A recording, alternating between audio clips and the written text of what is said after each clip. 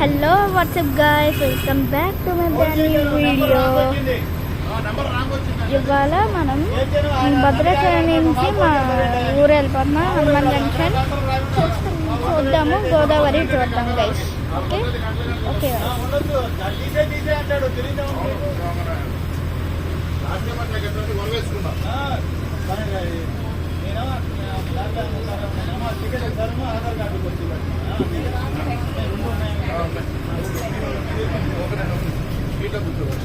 పర్లేదండి, చెప్తాను.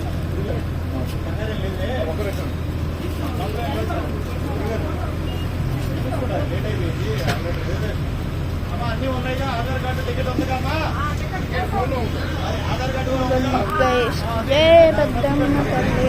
కూడా చూద్దాం గైస్ ఎట్లా ఉంటుందో గోదావరి. అందులో మీరు వీడియో చేస్తున్నారు కదా, అయితే అందులో మీరు లైక్, సబ్స్క్రైబ్, కామెంట్ చేయండి. Okay okay guys.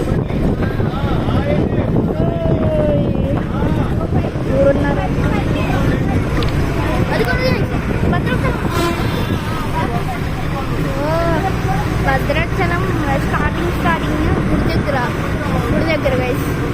మా చుట్టాల వాళ్ళ ఇల్లు రామాలయం ఉంటుంది, లేకపోతే రాముడు వారి గుడి అన్నా అనొచ్చు, రామాలయం అన్నా అనొచ్చు. రాముడు వారి గుడి దగ్గర గైస్, అంటే రాముడు వారి గుడి ముందు గైస్.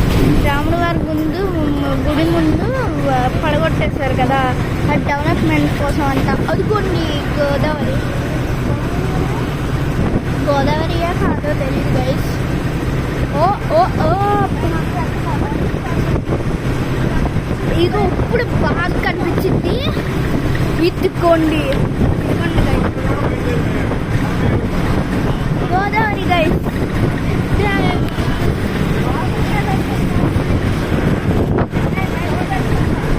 ఓకే ఇదిగోండి గైస్,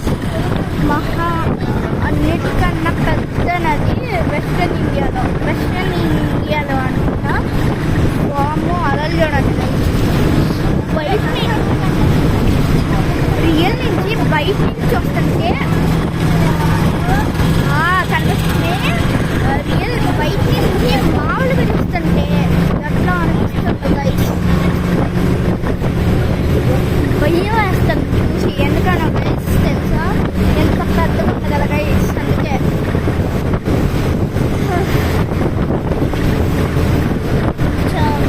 దీనికి గోదావరికి ఒక కథ ఉందంట. గౌతముడు అనే ఒక ముని ఉంటాడంట గైస్.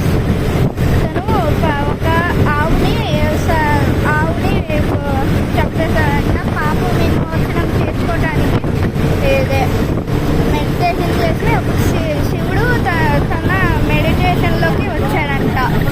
ఇగోండి గోదావరి వస్తే ఏమైందంటే శివుడు చెప్పాడు, శివుడు ఏదో చెప్పాడంట, తెలియదు గైస్ నాకు కూడా. వరకు విన్నాను గైస్, కానీ గుర్తుంది ఏంటంటే శివుడు వచ్చినాక ఏం చెప్పాడంటే, ఆ గోవు మీద కమండలం ఒక లోటలో శివుడు తల నుంచి శివుడు తలలో గంగా ఉంటుంది కదా గైస్. గంగా నది కొంచెం ఒక వెంట్రుకని తీసి దాని మీద ఏమన్నాడు, అప్పుడు అది గోదావరిలాగా మారిందంట. కథలు మునులు చెప్తా ఉంటారు. సో ఈ కథ కోసం రియల్ కాదో చెప్పండి. ఇది ఒక స్టోరీ గైస్, ఒక స్టోరీ అంతే. రియల్గా అయితే జరగలేదు, తెలీదు గైస్ నాకు కూడా. మరి ఇంత కష్టపడి చెప్పాను కదా గైస్, వీడియో కూడా తీసే గోదావరిని. దానికోసం మీరు నాకు హెల్ప్ చేయాలంటే లైక్, సబ్స్క్రైబ్, కామెంట్.